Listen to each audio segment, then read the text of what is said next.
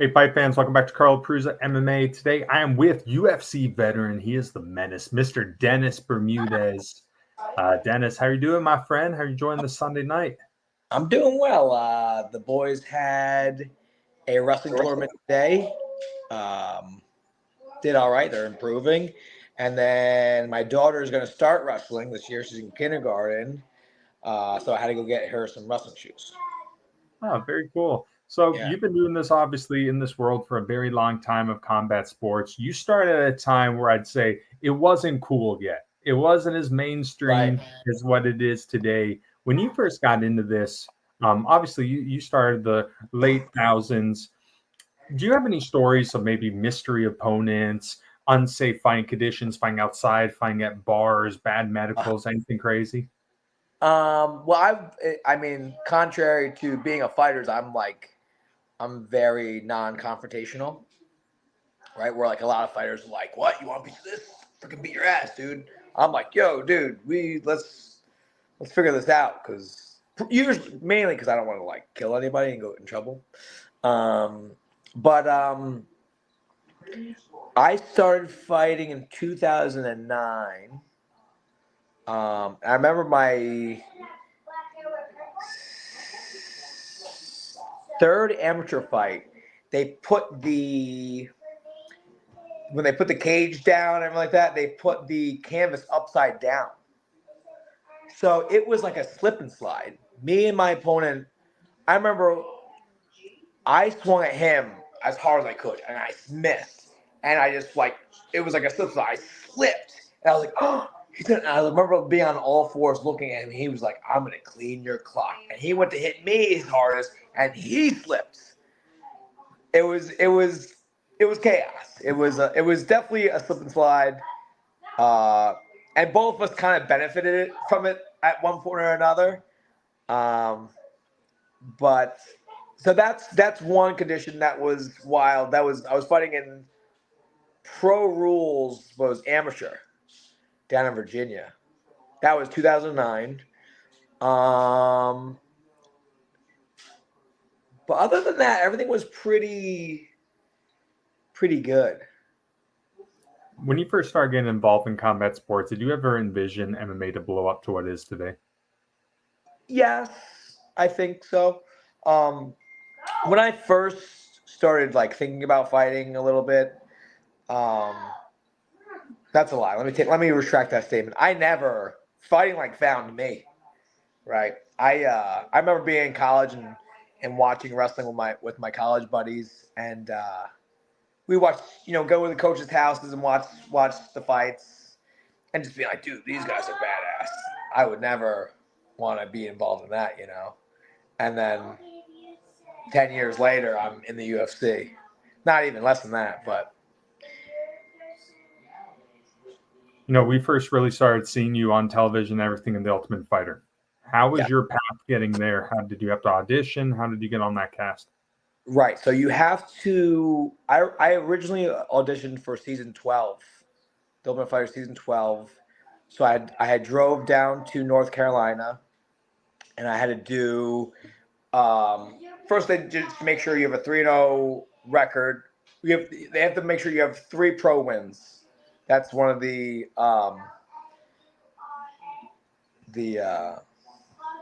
like terms and Criteria? conditions, right? Yeah, criteria. Then you have to step on a scale to make sure that you can make the weight. Dude, I'm not kidding. I saw guys there like 230 being like, I can make 55. They're like, dude, get out of here. It was wild. So get on the scale, make sure you're like within a reasonable range that you can make the weight, and then they pair you in big groups, and you go into a room and you do jiu-jitsu, and they watch, and they tell you if you're good or not. You make it the next round. Next round, you go around, you hit Muay Thai pads. Let's say if you're good or not. And if you are, you make it to the next round. And the last round is an interview. And then a couple weeks later, they call you if you make it get past that. And then they fly you out to Vegas. And you do like MRIs and CAT scans and drug tests. And you do another interview. And if you pass that round, that's how you get onto the Ultimate Fighter. Well, then you get the opportunity to fight to get into the house of the Ultimate Fighter. What was it like actually living in the house? Do you enjoy that environment? Like, I mean, listen, there wasn't a ton to do, right? But the focus and the mindset and the reason, my why was very easy to do. You're right. So, like, your why when you're home, right? You're still trying to become a world champion, become good, right? But you have to fill your tank with gas, you have to pay bills, you got to pick your kids up from school. When you're in the house, the why is to win the competition, but there's no distractions. Nobody can call you. You can't text anybody. You can't go on social media. You can't watch TV. It's eat, sleep, train, repeat. Eat, sleep, train, repeat. Following the season, everything, obviously you did very well. Right, You made right. it to the finals. It was What, like a big treat. Every once in a while, they would like bring a TV. They'd roll a TV and then put on like a fight night for us. We were like, yeah. what was it like actually making it to the finals and fighting Diego Brandao for the contract? It was scary. Because during the show, this dude was like legit murdering people. Like, people were folding and like drool coming out of their mouth. And it was like, dude, this guy. So I'm on one side of the bracket, like, I'm finishing everybody, but like, not like brutal knockouts. I'm like submitting a guy here, TKing a guy there. He's just hitting people like boom, they're just falling down and like scraping to get up. It's like, oh shit, fighting that guy, huh? But the fights like that are like kind of scary, I always perform even better. Even though I lost, I fought a very, very, until I got on board, I was fighting a very smart, tough bout. Like my whole nervous system, everything was firing. I felt very sharp and very aware. It just, wasn't my night. Following that contest, you went on a roll, man. 7-fight win streak in the UFC. You took out some very top guys. One I want to talk about, obviously, Max Holloway. I mean, look at him now, one of the biggest stars in this Right. sport. Yeah. Overall, split decision victory. But what were your thoughts on that one? Well, so after the Diego loss, right, I was like, bro, that I didn't get the title, so it was like, reel it in, So I remember training for like 5 months, dieting, being on point with everything. Like, I cannot lose again. And just being so focused. So when I fought Pablo Garza, I was locked in. I was in probably the best shape of my life, and I just kept it rolling, right? I got that first win, and that was awesome.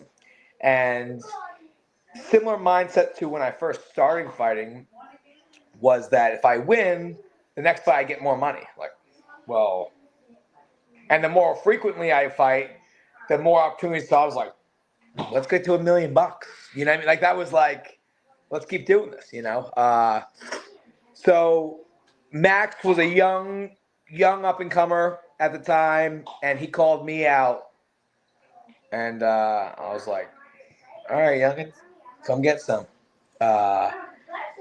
Very, even then he was very, very, very good striker. Probably not as strong as he is now, and not his fight IQ probably has inclined dramatically. But I remember just grabbing him, just ragdolling him and throwing him to the ground, and just using my strength to my advantage, and just being like a big brother, really. I think of all the fights of your career, the one that sticks out for me is the fight against Clay Guida. Obviously a guy, such a big name, such loved by all the fans. You don't see that guy finish much. You're able to take him out in the second round with that submission. Walk me through the closing moments of that contest.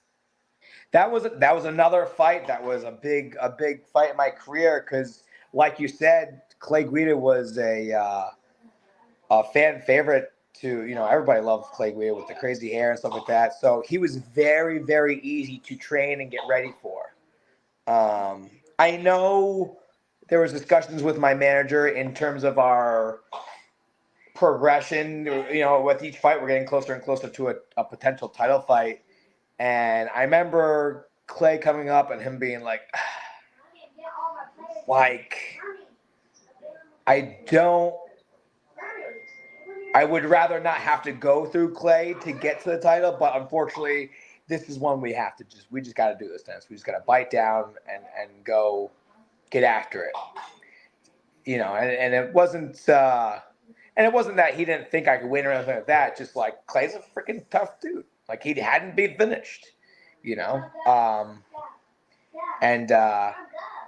Again, Clay was very, very easy to train for. My why was, shit, I'm fighting Clay Guida.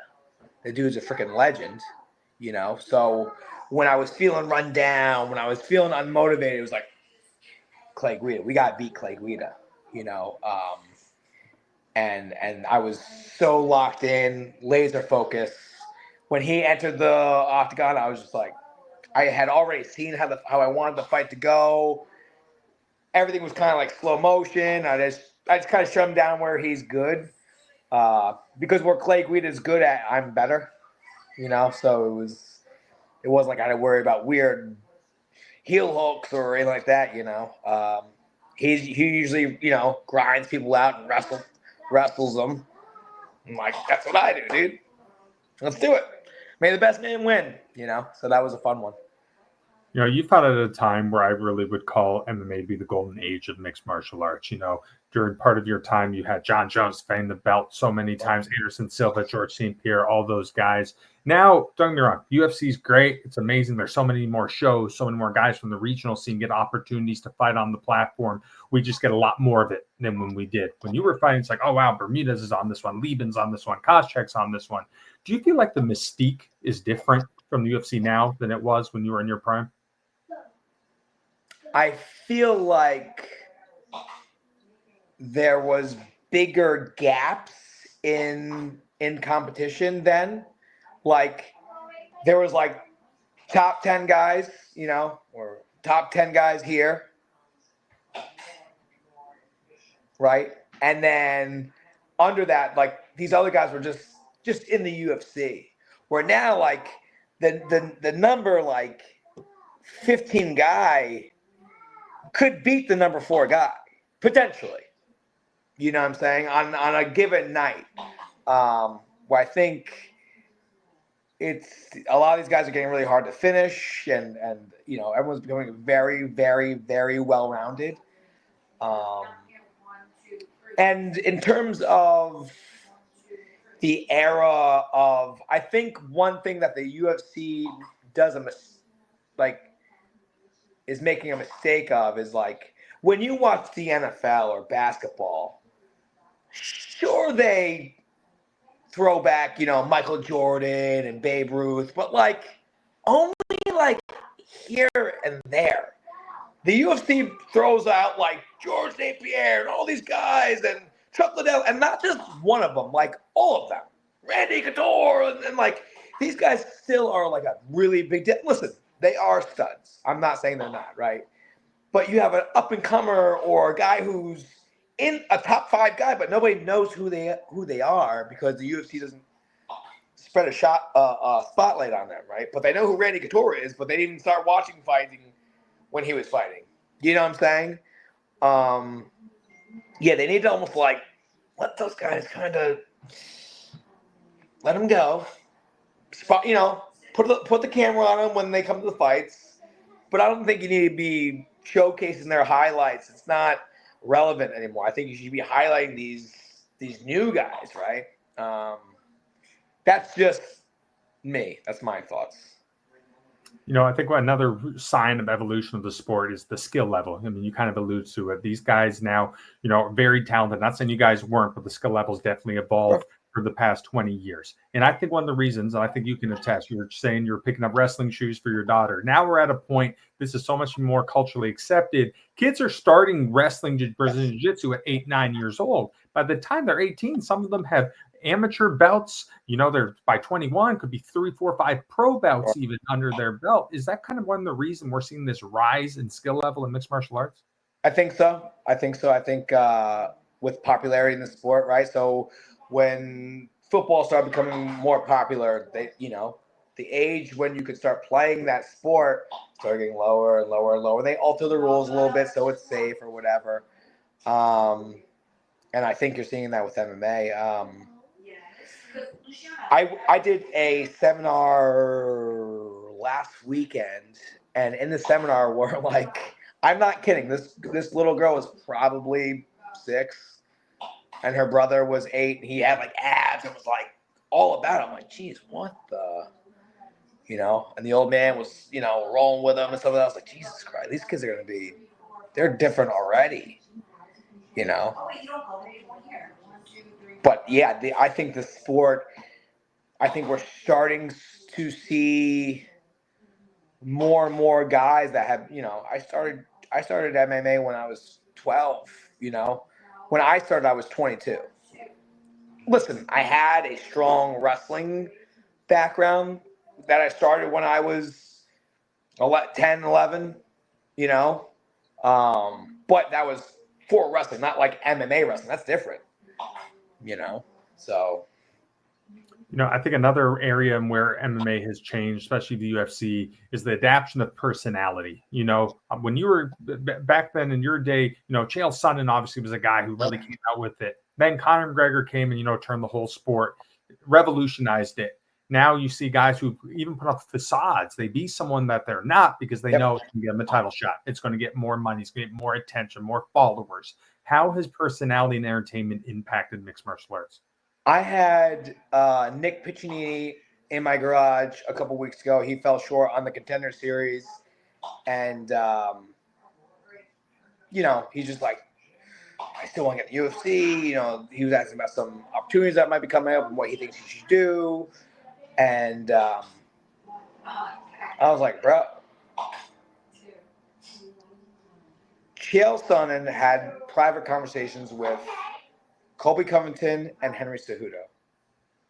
These are 2 guys that come from a very, very strong wrestling background. And they just made this like character, dude. Whether you hate them or love them, you still want to watch them, right? And at the end of the day, it's about making money, right? Getting championships, whatever. And then I think too, it's like I was talking to Piccinini, I was saying how if you create this character and the character loses, like it might be a little less like consuming to you, your ego, because like I didn't lose, like my character lost. I'm just role playing here, you know what I'm saying?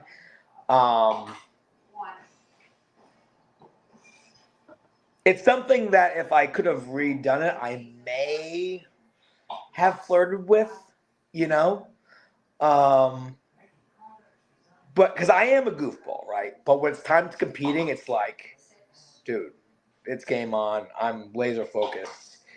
I don't know if that would have been a distraction. I don't know if that distraction would have been good or bad, or if I could keep it 2 separate things. 'Cause I remember, I think Mayhem Miller was dating a girl, and like he signed like the Valentine's card like Mayhem, and she was like, dude, what is this? And I think he started like you don't call me what's his first name again? Jason? Yeah, like you don't call me Jason, like you call me Mayhem. She was like, dude, you're out of your mind. Like, I'm done with you. Listen, I don't know, but because he's another one. He did a great job with his like character. Because I had him on the show and he was the best coach I've ever had. For 6 weeks, he was like laser focused. He was on time. He showed us awesome technique. He was there for us if we needed anything. He was awesome. Whereas Bisping like was going out partying and missed weigh-ins and stuff like that. Mayhem was like awesome. You know what I mean? And the crazy Mayhem that you see on TV like wasn't at these practices. You know what I'm saying? So that's just. But I listen. If you can do it, great. I think it's because at the end of the day, right? it is a sport, but it's also entertainment, you know. And if I remember Conor McGregor getting a ton of praise and all this stuff, and I'm like, dude, this guy's an accident. He's like fucking killing it. People fucking love him. Like, I'm fucking funny. What the fuck? So I started a YouTube channel. I was doing Cooking with the Menace for a while, you know, in hopes of like, listen, not only am I a great fighter, I'm funny. I got these cool things I do over here on YouTube. Like, I'm also a YouTube star. I don't know, you know. I was trying just to hit different angles for it to make sense and get more likes, to get these bigger fights, you know. 7 fights win streak. Who else? It's what's like me, Alan Arnold, and Max, right? Yeah, I think so. Maybe Jose, but he was already a champ. Yeah, not many to do that. But all those, no, Arnold did not get a title shot. Right? Max ended that, right? Yeah. So, in addition to being an amazing fighter, you also, if I'm not mistaken, you hold a Guinness Book of World Record. You had a Guinness World Record. Want to talk about that? Yes. I sponsored by Gamma Labs. They have G Fuel, and we were in New York City doing a scavenger hunt, and we were with like a bunch of different YouTubers, like what's his name, Furious Pete, these FaZe Clan gamers, and then you know they were on different teams, and I was on a team with Ariel. Was it Ariel? No, Brittany Palmer. And we won, of course. And then they had a Guinness Book World Record attempt for Furious Pete to do, where he was going to chug a liter of lemon juice through a straw. And they wanted like all of us to do it just to be funny and stuff like that. So I was like, yeah, sure. Like I'll take a few sips. I'll spit on the guy next to me. It'd be funny, you know. And then they did a countdown. I was like, oh shit. That's where like the goofy Dennis went left. My soul was like, I'm gonna compete right here and see what happens. Because they had the plaque there. I was like, dude, I kind of want that, right? So I gave it hell, and I beat Furious Pete, not once but twice. My first attempt, there was still like a little bit of like, you know, like in a solo cup, you know, there's a little ring at the bottom. Yeah. There's still some juice in that part of the bowl. And they're like, oh, we can't clown. I was like, are you kidding me? So they gave me like 20, 25 minutes before a second attempt. I was like, can I have like a couple of hours? Like, no, we're leaving. I was like, fuck. So I gave it a second whirl, and then that's when I got it.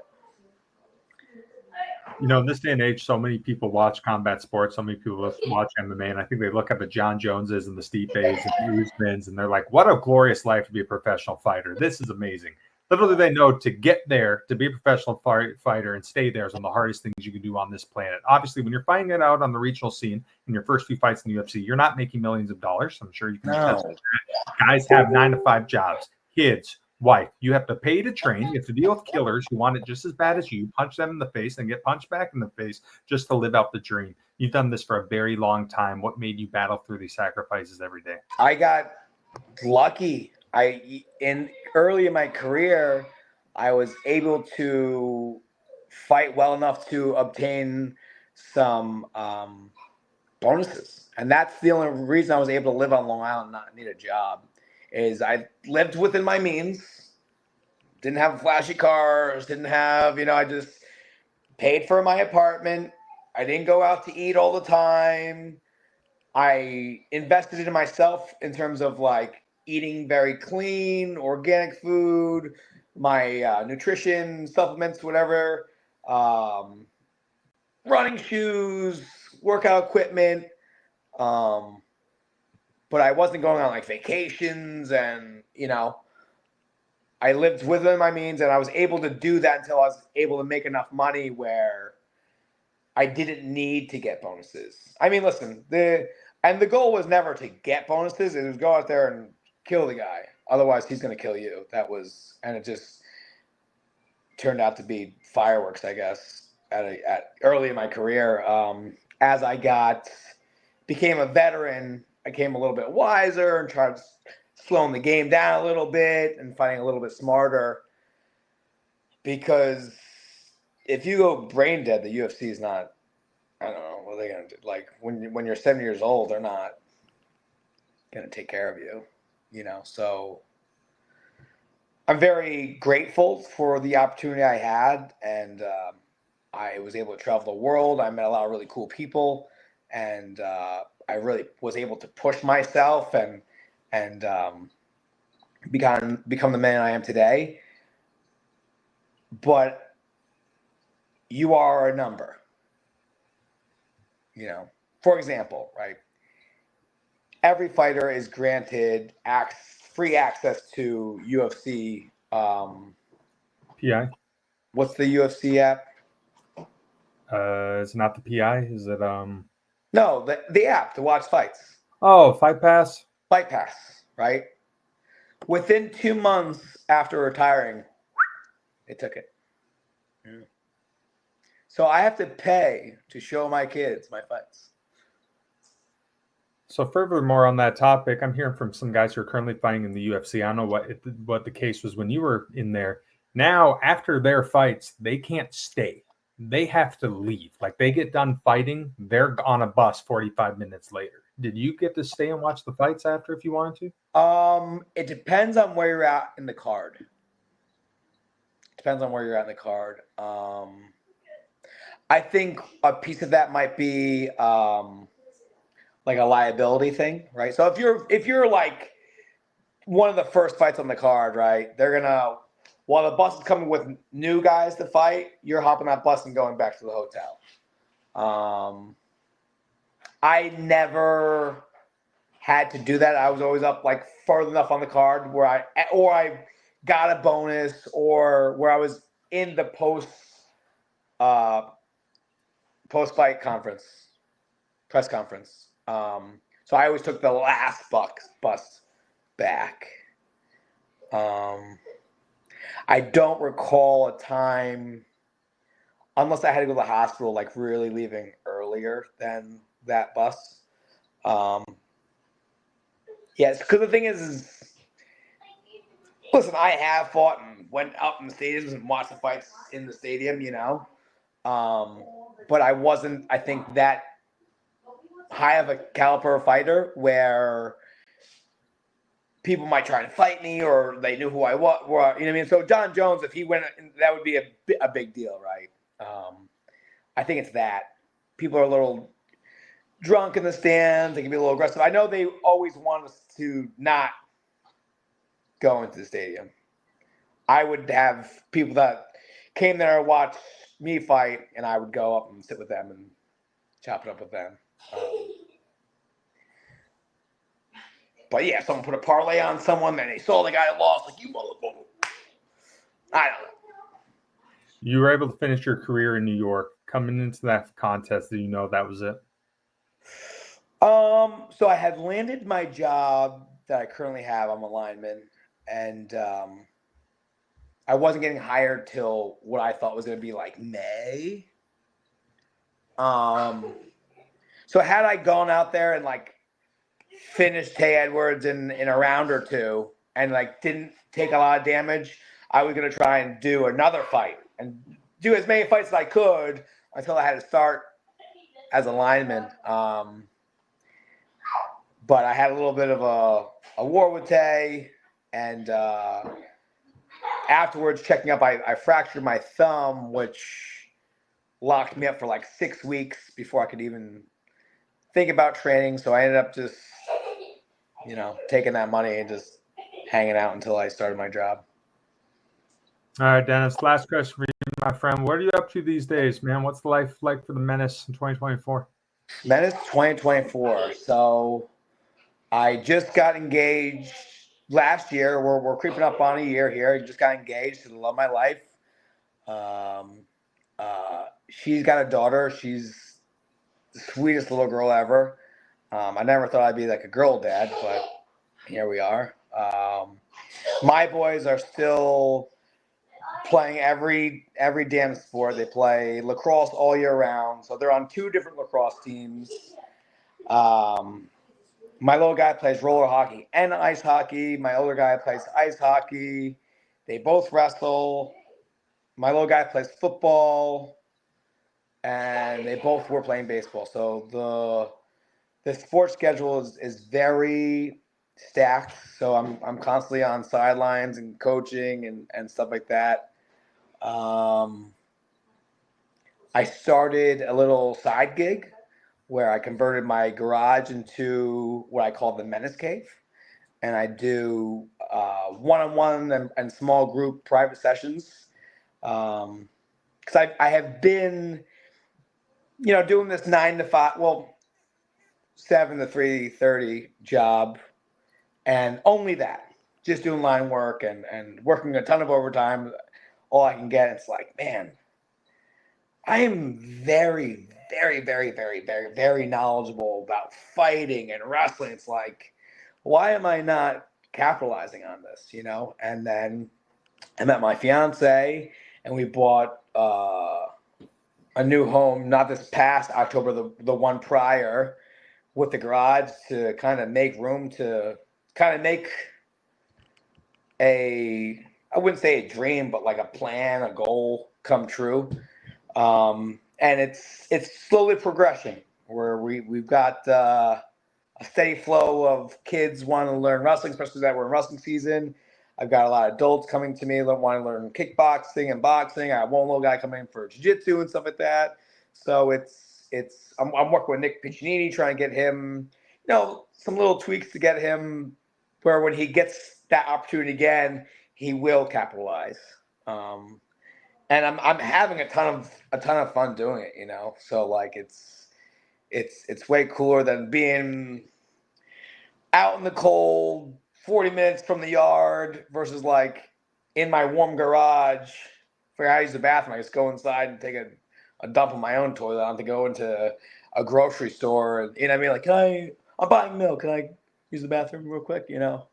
So yeah, I'm looking to turn, hopefully this hobby becomes like a problem where like, Dennis, you need more space.